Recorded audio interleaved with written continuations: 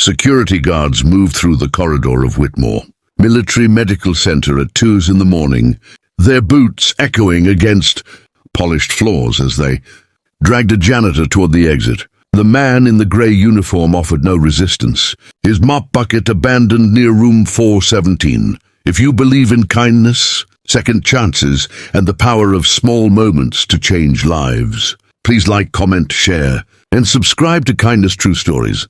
Also, tell us in the comments, where in the world are you watching from? A woman in her 50s stood watching, arms crossed, her posture radiating the kind of authority that came from decades of giving orders that were never questioned. She made no move to intervene. Then the door to room 417 opened, and a young woman stepped into the hallway, her hospital gown loose against thin shoulders, her voice raw but unmistakable. "Mom, stop. That's Marcus. That's his name." Marcus Dye had spent the better part of 4 years perfecting the art of invisibility.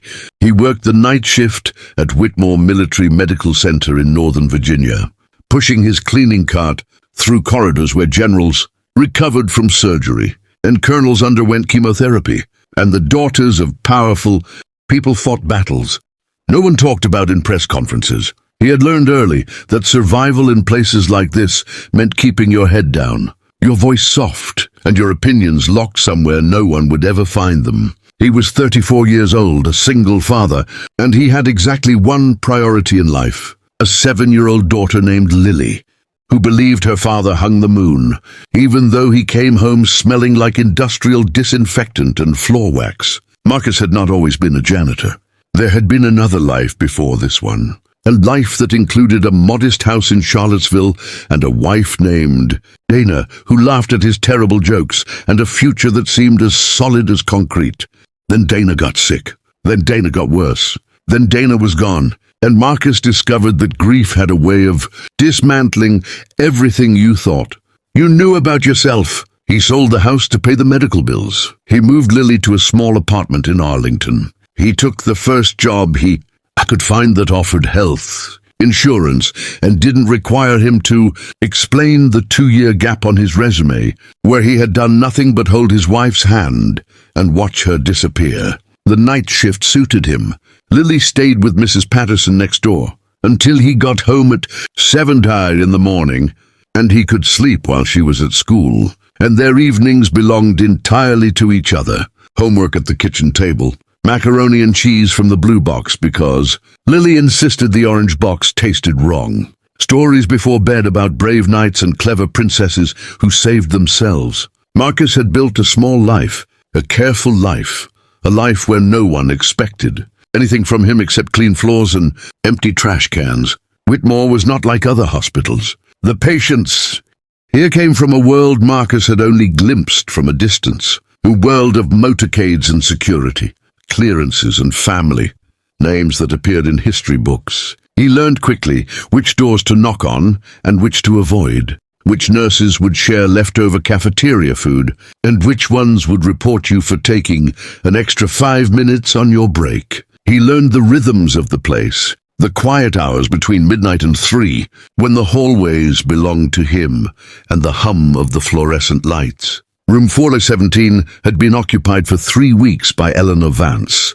the daughter of Ambassador Sandra Vance, the woman now standing in the hallway with icy composure. Eleanor was 19, fighting a silent, fierce war against an illness the press releases called a severe bacterial infection, but which the tired-eyed doctors discussed in hushed tones as something rarer, more stubborn. Marcus had cleaned around her for weeks, moving softly, never speaking unless spoken to.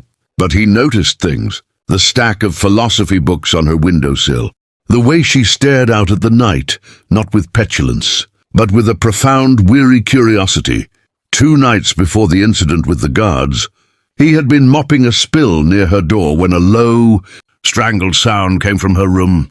It was not a call for a nurse. It was the sound of pure, undiluted frustration. Without thinking, Marcus had tapped gently on the open door. "Everything all right in here?" Eleanor had been sitting on the edge of the bed, gripping the sheets, her face pale and tear-streaked. She looked at him, really looked at him for the first time. No, she had said, her voice trembling. Nothing is all right. I'm tired of being a symbol. I'm just a person who is sick. Marcus had hesitated, then took a step inside, keeping his distance. My wife, he said quietly, the words unfamiliar on his tongue after so long. She used to say, the worst part wasn't the pain. It was everyone treating her like she was already a memory. Eleanor had stared at him, the anger in her eyes softening into recognition. What was her name?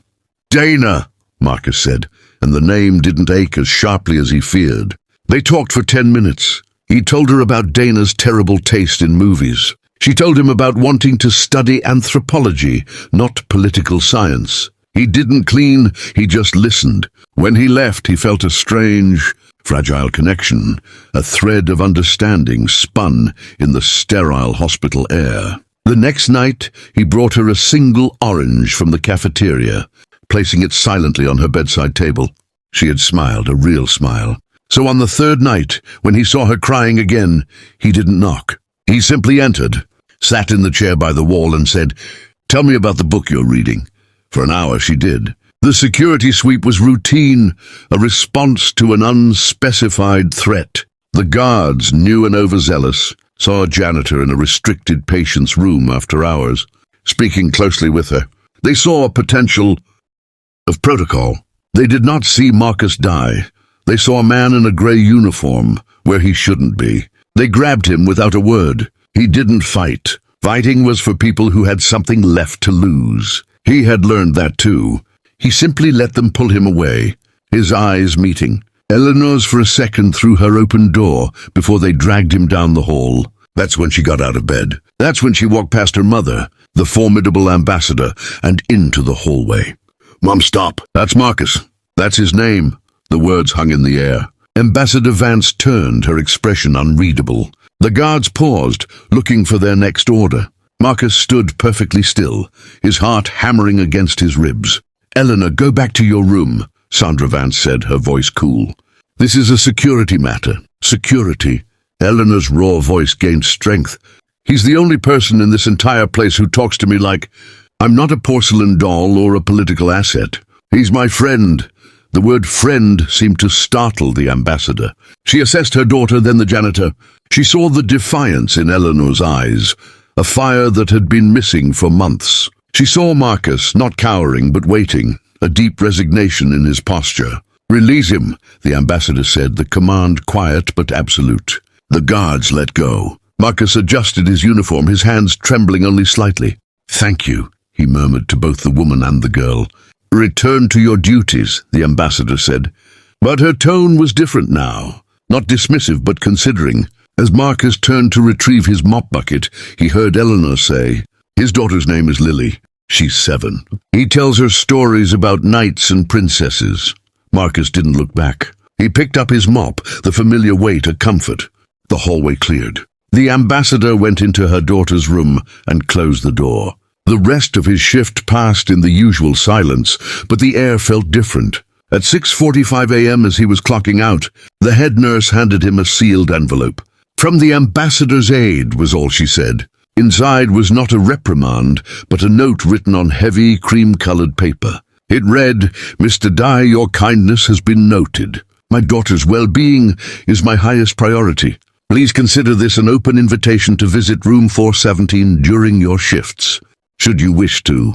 Sincerely, Sandra Vance." Beneath the note were 2 tickets to a children's science museum. Marcus stood in the Stark employee locker room, the paper crisp in his hands. He thought of Lily's face, of the small, careful life he had built from the ruins of a larger one. He had believed his role was to be invisible, to leave no mark. But in a place built on secrets and power, he had left a mark with the only thing he had left to give. Simple, unasked for kindness. He finished his shift, the dawn breaking. Over the Pentagon, as he walked to his car, he would sleep, then pick up Lily from school. He would make macaroni from the blue box. He would tell her a story. But tonight, he thought, maybe the story would be different. Maybe it would be about a quiet man who worked in a castle of secrets, and how sometimes the most powerful magic is not strength or silence, but seeing someone truly seeing them and saying their name. Please support our channel by liking, sharing and subscribing to Kindness. True stories for more heartfelt narratives that remind us of the power of compassion in everyday life.